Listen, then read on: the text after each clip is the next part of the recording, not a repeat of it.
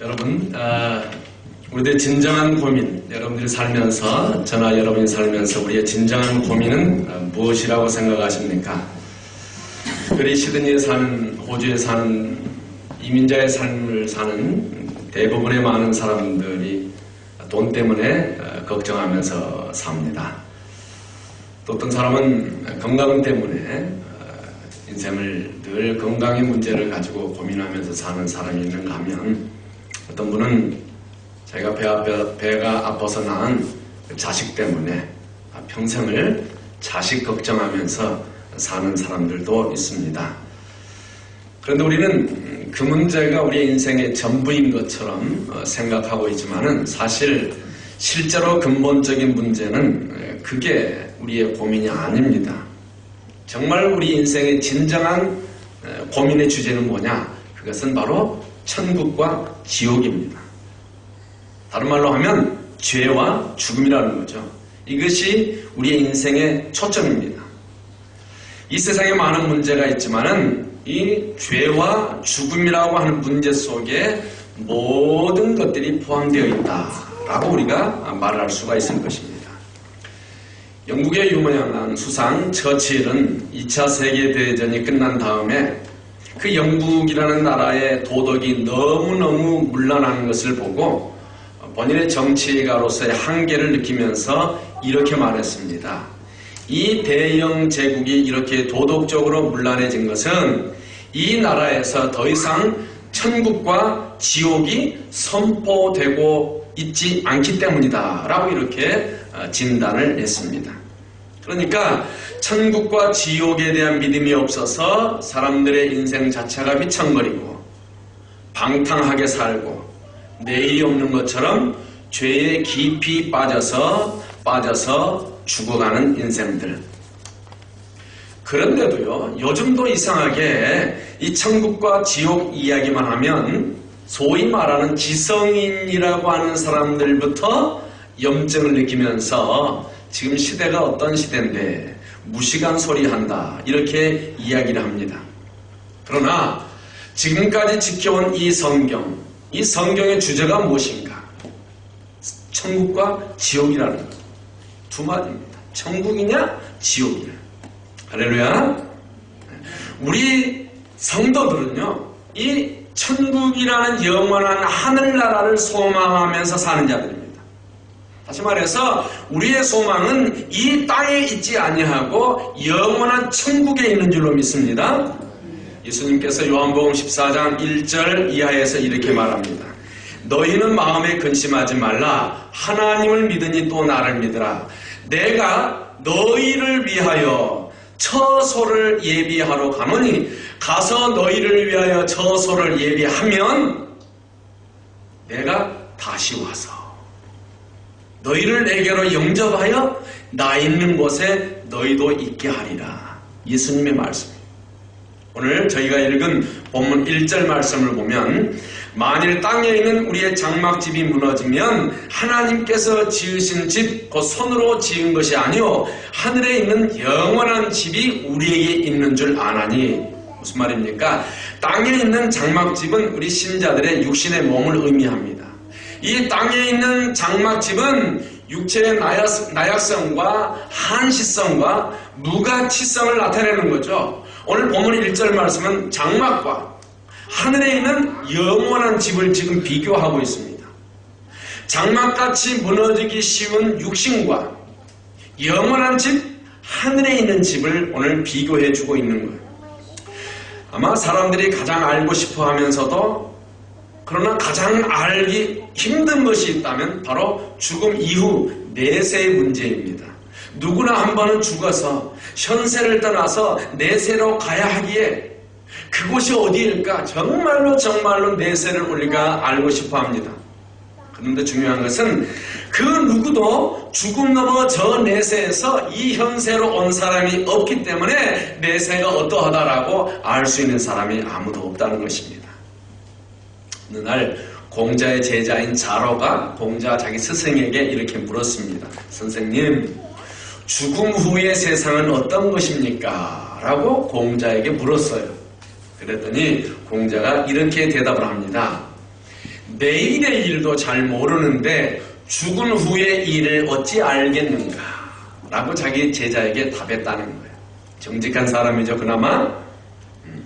사람이 지금 살고 있는 현세의 일도 잘 모르는데 어찌 죽음 넘어 저 내세의 문제를 알겠느냐. 그래서 요즘 대부분의 사람들은 불가지론자의 입장을 취합니다. 잘 모르겠다. 잘 모르겠다. 그래서 이 궁금증을 풀어보려고 수많은 사람들이 이 문제에 매달리면서 나름대로 내세를 설명하는 답을 내놓았는데, 종교에서, 철학에서, 무속 종교에서 이렇게 많은 설명을 했는데 이 세 가지를 우리가 정리해 볼 수 있는데요. 첫째는요, 내세론에 대해서 내세가 없다는 거예요. 여러분이 학교 다닐 때 배웠을 철학자, 독일의 철학자 포에르바하는 이렇게 말했어요. 삶이 뭐냐? 삶은 무를 위한 준비다. 삶에서 모든 것을 발견하는 사람과 죽음 안에서 죽음 외에 아무것도 발견하지 않는 사람이 지혜로운 사람이다. 무슨 말이냐면 사람이 죽으면 종이가 타서 없어지는 것처럼 소멸되어서 무가 된다는 거예요. nothing, 아무것도 없다는 거죠.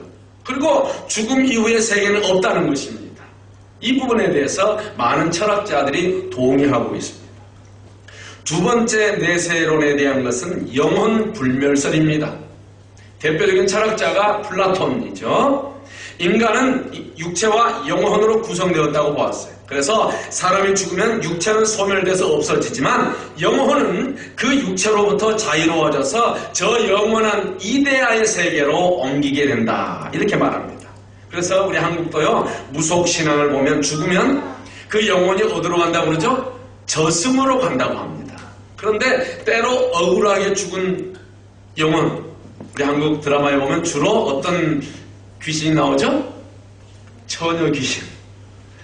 한을 풀어야 돼요. 그래서 이승에서 떠돌면서 복수를 하기 때문에 그 원혼을 달래주기 위해서 굿을 하기도 합니다. 여러 민족의 무속 종교에서 발견할 수 있는 것이죠. 육체는 죽으면 끝, 영혼은 이데아의 세계로 올라갔다. 세 번째는 윤회설입니다. 대표적으로 인도의 종교들은 사람이 죽으면 현세, 오늘 우리가 어떻게 살았느냐에 따라서 내세의 다양한 모양으로 다시 태어난다라고 주장합니다.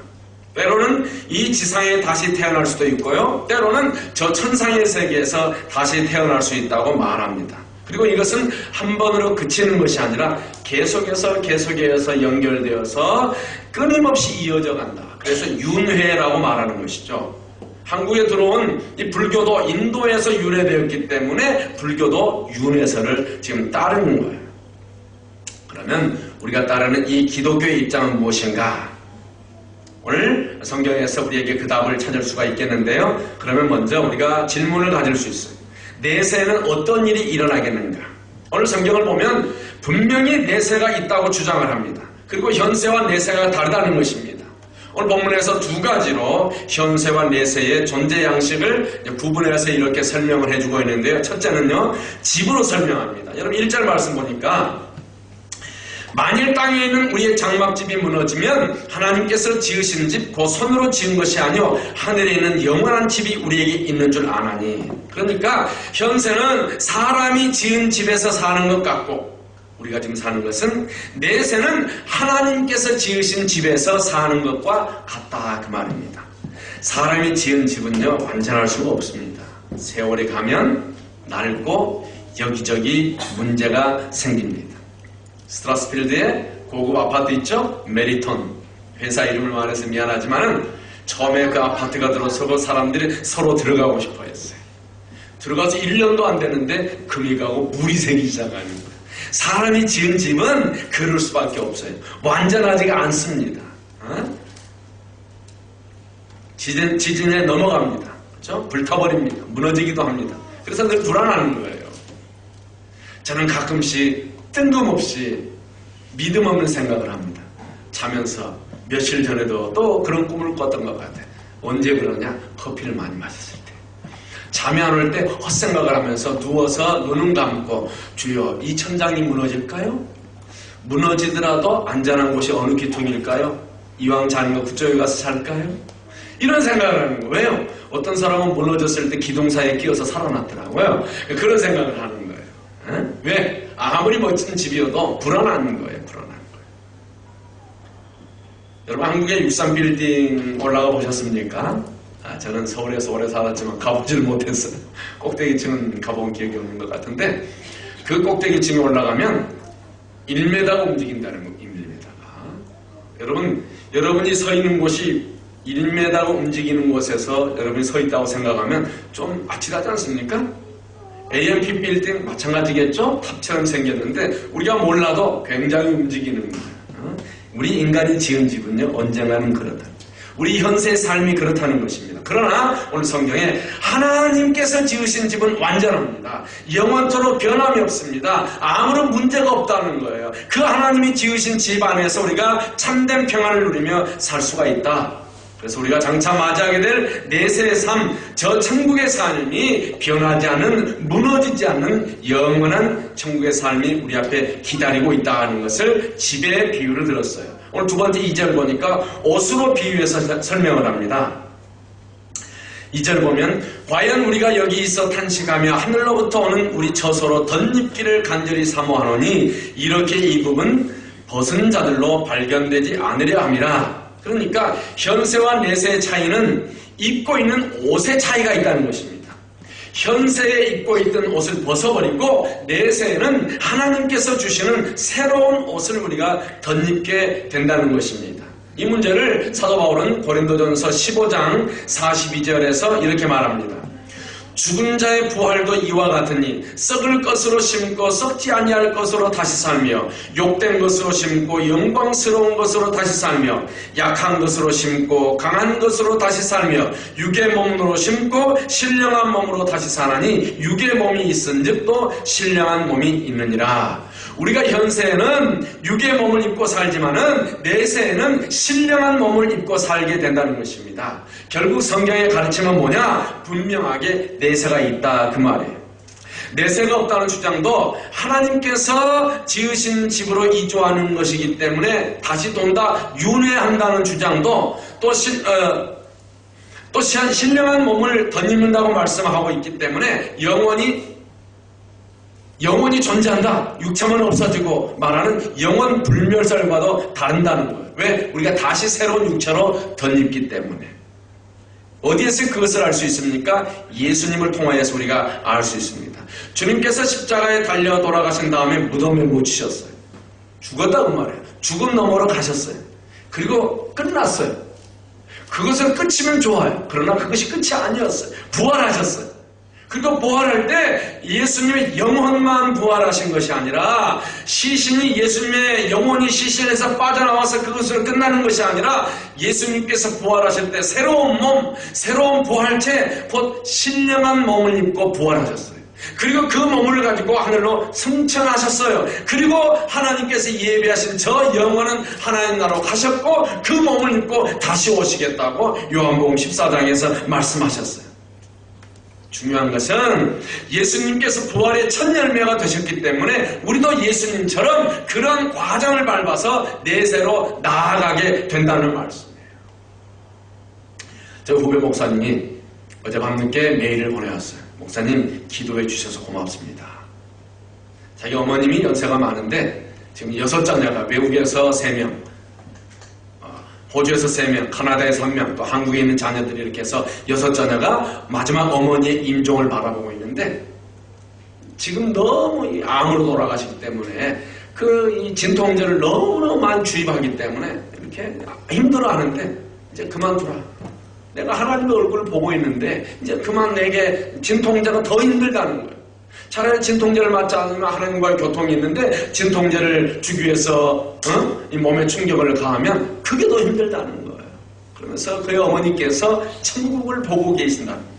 아마 오늘 내일쯤 천국에 갔을 것 같은데 그 어머니의 모습을 보면서 어머니 가끔씩 깨어나면 자녀들에게 신앙 가질 것과 하나님에 대한 소망을 가지면서 살라고 목사 아들 다 큰 자녀들에게 곧 돌아가실 분이 오늘 내일 하실 분들이 너희들이 하나님 바라보면서 신앙생활해라 이러면서 본인은 오늘 내일 곧 돌아가시는 거예요.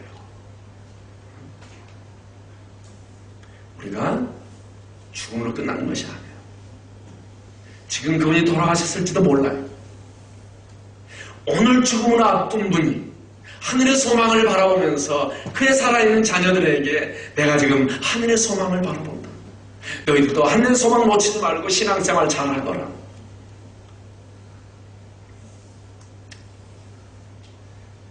오늘 2절 말씀 보시면 우리가 여기서 탄식하며 하늘로부터 오는 저소로 덧입기를 간절히 사모하노니 우리가 오늘 현세를 살아가면서 다시 올 그 내세 천국을 사모해야 한다는 것입니다. 바로 오늘 이 현세의 삶이 고달프고 그래서 탄식이 절로 나지만 저 천국을 바라보면서 소망 가운데 살 때 승리할 수 있다는 거예요. 오늘 하늘나라로 가실 분도 천국에 대한 소망을 가지고 살 수 있다면 앞으로도 우리 인생이 창창이 남아있는 저와 여러분이 천국의 소망을 가지고 산다면 어떤 문제 앞에도 승리할 줄로 믿습니다. 초대교회 이야기입니다. 로마 황제 네로는 기독교인을 박해할 때 콜로세움에 기독교인들을 풀어놓고 사람들을 구경하게 하고 굶주린 사자를 내어보내서 그들을 물어뜯어서 죽게 하면서 로마에 있는 사람들이 예수 믿지 못하도록 기독교인 되지 못하도록 했어요. 하루는 또 많은 기독교인들과 어느 어머니와 아들이 함께 운동장으로 밀려나갔습니다. 이제 굶주린 사자가 콜로세움 이 안으로 운동장 안으로 달려옵니다. 아이가 너무너무 무서워합니다. 어머니가 그 아들의 눈을 가리면서 이렇게 말합니다. 사랑하는 아들아, 눈을 감고 조금만 참아라. 네가 조금만 참으면 곧 내 눈앞에 환한 하나님의 나라를 볼 수 있을 것이다. 우리 그리스도인들은 현세를 살면서도 천국을 소망하면서 사는 사람들입니다. 비록 우리가 현세에서 탄식하면서 살 수밖에 없지만은 천국의 그 소망이 우리에게 승리를 주신다 그 말이에요. 여러분, 천국은 분명히 존재합니다. 그리고 예수 믿는 우리가 그곳으로 가게 될 것입니다. 그 천국을 소망하면서 사시기를 주의 이름으로 간절히 축원합니다. 오늘 본문에서는 많은 것 중에서 두 가지만 설명하고 있습니다. 먼저 6절 하반절 말씀이에요. 몸에 거할 때에는 주와 따로 거하는 줄을 아노니. 육신으로 있을 때는 주님과 따로 있기 때문이에요. 여러분이나 제가 신앙생활을 한다고 하지만은 정말 일주일을 살면서 신앙의 감격에 있는 순간이 몇 분이나 됩니까? 일주일에 한두 시간 정도 됩니까? 성령 충만할 때는, 우리가 말씀을 충만할 때는, 기도를 뜨겁게 할 때는 주님이 함께 계심을 우리가 느낍니다. 그러나 대부분은 주님과 따로 지냅니다. 그래서 세상 근심에, 세상 염려에 잔뜩 묶여서 죄를 짓고 사는 것 아니겠습니까? 그러나 천국은 그런 곳이 아닙니다. 사랑하는 주님과 영원히 함께 있는, 언제나 같이 있을 수 있는 그런 곳이기에 천국은 우리가 사모해야 한다 그 말입니다. 청춘 남녀가 결혼할 대상자가 생기면 어떻게 합니까? 시드니에 내 사랑하는 아내 될 사람이 남편 될 사람이 있구나, 이렇게 감탄하면서만 살아갑니까? 아니잖아요. 간절히 바라며 만날 것을 고대하면서 살아가는 것입니다. 우리는 천국이 있다는 것을 확신하기 때문에 그 영원한 집을 사모하면서, 사랑하면서, 기대하면서, 고대하면서 살아가는 줄로 믿습니다. 4절 하반절에도 보면 오직 덧입고자 함이니 죽을 것이 생명에게 삼킨 바 되게 하려 함이라. 또한 천국이 뭐냐? 천국이란 죽음이 생명에게 삼킨 바 된 곳이다. 그러므로 더 그리워해야 된다. 무슨 말입니까? 죽음이 생명에게 삼켜졌다. 죽기는 똑같이 죽습니다. 그러나 그 속에는 무한한 생명이 있는 거예요. 다시 말하면 이 세상에는 사망이 있습니다. 근심과 염려와 고민과 의심과 분노와 슬픔과 또 우리가 이해할 수 없는 모순 등이 얼마나 이 세상에 있습니까? 그러나 주님 앞에는 생명이 있다는 거예요. 주님 앞에 서면 의심이 사라지고 모순이 사라지고 눈물이 씻겨지고 탄식이 환희로 변하는, 그 과거를 다 잊어버리는 그러한 곳이 천국이기 때문에 우리는 천국을 사모해야 되는 줄로 믿습니다. 왜요? 하나님이 지으신 곳이 천국이에요. 그리고 우리가 사랑하는 주님과 함께 있는 곳이 천국입니다. 생명의 빛으로 충만하여 인간의 모든 모순이 실제적으로 극복되는 곳, 이곳이 저와 여러분이 가야 할 천국의 모습인 줄로 믿습니다. 그것이 우리 신앙생활의 목표예요. 여러분 신앙생활의 목표가 무엇입니까? 그럼 두 번째, 오늘 우리가 현세를 어떻게 살 것인가? 내세가 있다고 믿는 사람들은요, 내세가 오늘 현세와 긴밀한 연관을 가지고 있다는데 일반 사람들도 다 동의를 합니다.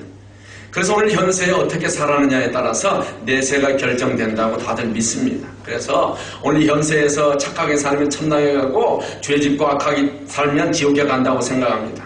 반면에 비록 악하게 살았지만 특별하게 공덕을 쌓으면 천당 갈 수 있다고 생각해서 시주를 하고, 또 이 불교들은 방생을 하고 사회에 재산을 기부하기도 하고 합니다. 물론 우리 기독교도 현세와 내세가 밀접하게 연관되어 있다는 점에서는 동일하지만 방법은 전혀 달라요. 5절 말씀 보시면 곧 이것을 우리에게 이루게 하시고 보증으로 성령을 우리에게 주신 이는 하나님이시라. 하나님께서 저 내세에 대한 보장으로, 내세에 대한 보증으로 우리에게 뭘 줬느냐? 성령님을 우리에게 보내주셔서 우리 안에 내주하게 하시고 성령께서 우리 안에서 말씀하게 하신다는 거예요. 마가복음 1장 15절에 보면 예수님께서 이렇게 말합니다. 가라사대 때가 찼고 하나님 나라가 가까웠으니 회개하고 복음을 믿으라 하시더라. 이어서요, 마태복음 12장 28절에 보면 예수님이 내가 하나님의 성령을 힘입어 귀신을 쫓아내는 것이면 하나님의 나라가 이미 너희에게 임하였느니라. 하나님 나라가 이미 너희에게 임했다는 거예요. 다시 말해서 무슨 말입니까? 천국은 장차 우리가 죽음 이후에야 들어갈 만한 곳이 아니라는 거예요. 천국이, 하나님 나라가 이미 우리 곁에 와 있다는 거죠. 그리고 회개하고 복음을 믿으면 그 천국은 우리 안에 임하게 되고, 우리가 성령의 인도를 받으면 천국을 먼저 맛보면서 살게 된다는 것입니다.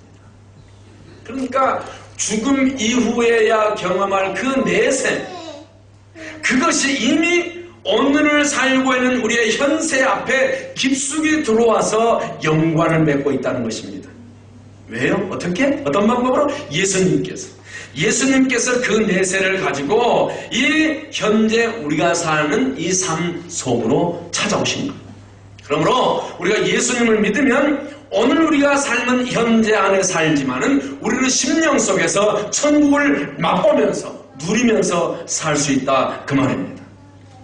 마치 농사를 짓는 농부와 같은 거예요. 땅에 씨를 뿌려놓는 밭에서는 싹이 날까요, 안 날까요? 봄이 되면 싹이 납니다.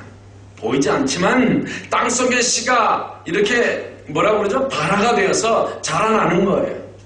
그러나 씨를 뿌리지 않는 땅에서는 아무리 냄새나는 거름을 주고 비료를 주어도 싹이 날까요, 안 날까요? 안 나는 거예요, 안 나는 거예요. 왜요? 씨가 없기 때문에. 그런데 천국은 이미 여러분과 저의 심령 속에 씨로 뿌려졌다. 그래서 우리도 모르는 사이에 자라난다는 거예요. 천국이 싹이 트고 있다. 그러다가 우리가 죽음의 문턱을 넘게 되면 활짝 꽃을 피게 되고 열매를 거두게 되는 것이죠. 여러분들이 독서를 좋아하시는 분들은 많이 읽어보셨겠지만은 유명한 기독교 작가 C.S. 루이스가 쓴 순전한 기독교라는 책에서 이렇게 말했습니다. 만일 당신이 역사를 읽는다면 현세에서 최선을 다했던 그리스도인은 내세를 진심으로 생각했던 사람들이라는 것을 발견할 것입니다. 사도들, 중세시대를 확립했던 위대한 사람들, 노예 매매를 철폐시켰던 영국의 복음 전도자들, 이들 모두가 이 세상에 그들의 자취를 남겼습니다. 정확히 말해서 그들의 마음이 천국으로 가득 차 있었기 때문에 그럴 수 있었던 것입니다. 그리스도인들이 내세에 대해 생각하는 것을 대부분 중지했기 때문에 예수 믿는 사람들이 내세에 대해서, 천국에 대해서 생각하는 것을 대부분 중지했기 때문에 그들은 이 세상에서 아주 무기력해졌습니다. C.S. 루이스의 말이에요. 또 C.S. 루이스의 다른 책이 있는데 악마의 편지라는 책이 있습니다. 사단이 부하들에게 자신의 전략을 설명하는 부분에 다음과 같은 내용이 나오는데요. 사탄이 있고 부하, 쫄병이, 귀신들이 있잖아요. 이렇게 말해요. 그리스도인들로 하여금 내세를 인정하게 하라.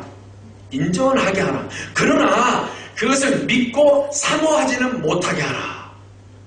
여러분, 내세가 존재한다는 사실을 인정하는 것과 그 내세를 믿고 사모하는 것에는요, 어마어마한 차이가 있는 것입니다. 여러분과 제가 내세를 참으로 사모한다면 그 내세를 우리가 준비하는 거예요. 준비하는 거예요. 우리 신학의 선배들 일제치하에서 공산주의 치하에서 천국을 소망하며 사모하며 살았던 거예요. 여러분과 제 삶이 천국에 초점을 맞춘다면 이 삶은, 오늘 우리가 사는 이 삶은요, 덤으로 얻는 거예요. 덤으로 얻는 거예요.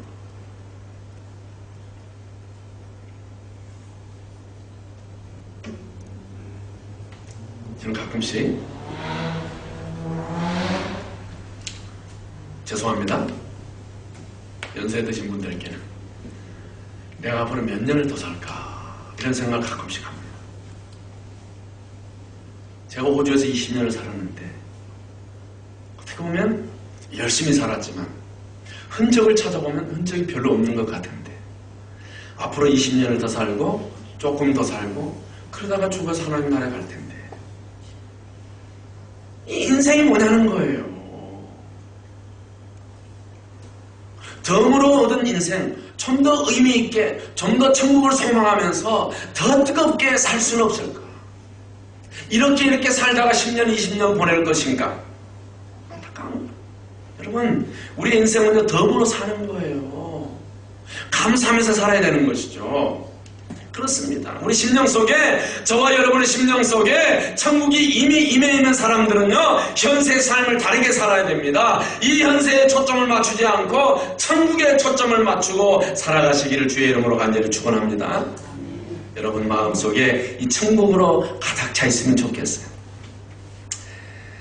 그렇다면 세 번째, 천국에 초점을 맞추며 사는 그리스도인들, 현세의 삶은 어떻게 살아야 되는가? 첫째는요, 한번 따라합시다. 믿음으로 산다. 믿음으로 살아야 됩니다. 7절 말씀 보니까 이는 우리가 믿음으로 행하고 보는 것으로 하지 아니함이로다. 우리 그리스도인들은 눈에 보이는 이 현세에 초점을 맞추기보다는 눈에 보이지 않는 저 천국을 바라며 믿음으로 살아야 함을 말씀하고 있습니다. 현세에 초점을 맞추고 사는 사람들은요, 눈에 보이는 실상을 바라보고 삽니다. 순풍에 돛을 달고 항해하면요, 잘 될 때는 행복합니다. 행복이 과하면요, 때로는 교만해집니다. 그러나 어느 순간에 돛대가 부러지고 돛이 찢어져서 난파할 위기가 닥치면요, 갑자기 또 절망합니다. 그러나 천국을 소망하면서 사는 사람들은요, 믿음으로 주님을 바라보면서 삽니다. 순풍에 돛을 달고 항해하며 인도해 주신 주님께 감사합니다. 찬양합니다. 그러나 돛대가 무너지고 돛이 찢어져서 난파할 위기가 닥치면 뭐 하느냐? 주님께 기도합니다. 인생의 위기 속에서도 함께 하시는 주님이 주시는 평안을 기도 속에서 경험하면서 사는 것이죠. 그러므로 오늘 이 자리에 참여한 사랑하는 성도 여러분, 믿음으로 사시기를 예수님의 이름으로 간절히 소원합니다. 두 번째 어떻게 살 것인가? 주님을 기쁘시게 하면서 살아야 됩니다. 9절 말씀 보니까 그런즉 우리는 거하든지 떠나든지 주를 기쁘시게 하는 자 되기를 힘쓰노라. 천국에 초점을 맞추며 사는 사람들은요, 누구를 기쁘게 해요? 주님을 기쁘시게 해드리려고 힘써야 한다는 말씀입니다. 대부분의 사람들은요, 자기 자신을 기쁘게 하려고 합니다. 자기의 행복을 추구하면서 삽니다. 행복 추구권이라고 해서요, 요즘은요, 살기가 너무 힘들어요. 행복을 추구하다가 행복하지 못합니다. 윤리적으로 훈련이 된 사람들은요, 한 걸음 더 조금 더 나아가서 다른 사람들을 기쁘게 해보려고 합니다. 그리고 뭐 다른 사람들과 더불어서 함께 행복하게 살아보려고 합니다. 그러나 정말 중요한 것은요, 정말 우리 그리스도인들은요, 누구를 기쁘게 해야 돼요? 하나님을 우선적으로 기쁘게 해야 됩니다. 여러분들 오늘 예배 드리러 나왔는데요, 예배를 예로 하나 드려보겠습니다. 예배에 참석해서 우리가 대부분 이렇게 생각하면서 옵니다. 오늘 내가 예배 가서 은혜를 받아야 되겠다. 은혜 받는데 초점을 맞추고 오는 사람이 있어요. 또 어떤 사람은요, 내가 오늘 예배 가서 열심히 섬겨야 되겠다, 봉사해야 되겠다, 교인들과 함께 예배 잘 드리려고 힘쓰는 사람들이 있어요. 이런 사람들은 코이노니아가 주된 교제가 되겠죠. 주된 관점이 될 거예요. 그런데 우리는요, 예배에 나오면서 우리의 생각을 바꿔야 됩니다. 어떻게 하면 이 예배를 통하여서 하나님께서 기뻐하시게 해드릴까? 하나님이 기뻐하는 예배를 드릴 수 있을 것인가? 거기에 우리가 집중하게 되면 나도 은혜 받고 다른 사람들도 함께 은혜 받는 그런 예배를 드릴 수 있게 되는 줄로 믿습니다. 우리가 예배를 왜 나오는가죠? 두 번째, 천국이 있다고 확신하는 사람들은요, 방향이 다릅니다. 어떻게 하면 예수님을 기쁘시게 할까를 생각하면서 삽니다. 공부를 하든가 사업을 하든가 운동을 하든가 회사를 다니든가 무엇을 하든가 우리가 하는 것은 주님을 기쁘시게 하는 데 초점을 맞춰야 돼요. 그런데 반면에 나를 기쁘게 하는 사람이 되면요, 조금 뭐 가지고 있으면 교만해지고 우쭐해집니다. 돈 있으면 세상의 모든 것을 소유한 사람처럼 살아갑니다. 지식이 조금만 있으면요, 세상 모든 것을 다 아는 사람처럼 그렇게 살아갑니다. 권력이 조금만 있으면요, 세상 모든 것을 다 지배할 것처럼 이렇게 생각하면서 살아갑니다. 아름다움이 조금만 있으면요, 그 아름다움이 영원히 시들지 않을 것처럼, 미인인 것처럼 이렇게 살아갑니다.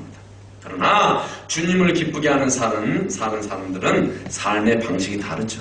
어떻게 하면 예수 그리스도를 기쁘게 할까? 어떻게 하면 예수 그리스도를 기쁘게 할까? 나의 삶을 통하여서, 나의 행함을 통하여서. 사도 바울은요, 그래서 예수 그리스도를 위하여서 자기가 한 모든 것을 분토처럼 여겼다. 분토가 뭡니까? 똥처럼, 쓰레기처럼 여겼다는 거예요. 자기가 가진 것을. 무엇을 위하여? 예수님의 영광을 위하여. 사회생활도 마찬가지죠. 직장생활하면서 우리가 사업을 하면서 얼마나 돈을 많이 벌 것인가, 또 어떤 사람은 얼마나 보람된 삶을 살 것인가, 여기에 초점을 맞추면서 사는 사람들이 있어요. 직장생활하면서 어떻게 하면 직장이 발전하고 모두가 우리 직원들이 다 잘 살 수 있을까를 생각하면서 사는 사람들도 있어요. 사람들은 그런 사람들 보면서 굉장하다 그렇게 생각합니다. 그렇잖아요. 그러나 성경적인 관점에서 보면 그것마저 생각을 바꿔야 돼요. 내가 이 직장생활을 통하여서, 이 사업을 통하여서, 이 학업을 통하여서 어떻게 하면 하나님을 기쁘시게 해드릴 수 있을 것인가? 그게 우선인 거예요. 그게 우선적으로 생각이 정리가 되면 나도 보람된 삶을 살게 될 것이고 우리가 속한 직장도 단체도 발전하게 되는 줄로 믿습니다. 그런 생각을 우리가 가져야 되는 것이죠. 세 번째 10절 말씀에는 언젠가 우리가 결산을 받는다는 생각으로 살아가는 것입니다. 우리가 마지막 날요, 심판관 앞에 설 때가 있는 것입니다. 선수들이 평가받는 것이죠. 심판대야. 요즘 커먼웰스 게임이 있는데요, 처음에는 우리 호주가 1등이 나더니 지금은 이제 잉글랜드가 메달 수가 더 많아졌어요. 제가 어제는 텔레비 한번 잘 모르겠는데 더 많아졌어요. 그런데 메달 홍수인 것 같아요. 수십 개. 그래서 이 영연방이 지금 16개 국가인데 하여튼 영국, 호주, 캐나다, 인디아, 스코틀랜드, 뉴질랜드 이렇게 좀 큰 나라들이 막 메달을 싹쓸이 한 것 같아요. 나머지 국가들은 몇 개씩 이렇게 가져왔는데 열심히 훈련하고 애써서 올림픽 앞에서 혹은 커먼웰스 게임 앞에서 심판대 앞에서 서서 자기의 수고하고 애쓴 것을 평가받는 거예요. 히브리서 9장 27절 한 번 죽는 것은 사람에게 정하신 것이요 그 후에는 심판이 있으리니. 인생은요 언젠가 결산의 때가 있습니다. 마지막 결산의 때에 악하고 게으른 종이라고 평가받아서는 아니 될 것 아니겠습니까? 이 무익한 종을 바깥 어두운 데로 내어 쫓으라. 거기서 슬피 울며 이를 갈미 있으리라 하니라. 이런 평가를 받는다면 어떻게 되겠습니까? 그때는 소용이 없어요. 이미. 부자와 나사로의 비유를 통해 보십시오. 이미 끝난 다음에 저 나라에 가서 아무리 사정을 해도 소용이 없어요. 이미 때가 늦은 것입니다. 마태복음 25장 23절 잘하였도다 착하고 충성된 종아, 네가 작은 일에 충성하였음에 내가 많은 것으로 내게 맡기리니 내 주인의 즐거움에 참여할지다. 내 주인의 즐거움에 참여할지어다. 이러한 소리를 듣는 천국가는 저와 여러분이 되시기를 간절히 축원합니다. 여러분, 천국과 지옥을 생각하면서 언제나 주님을 기쁘시게 해드리려고 힘쓰는 저와 여러분 되시기를 우리 예수 그리스도의 이름으로 간절히 축원합니다.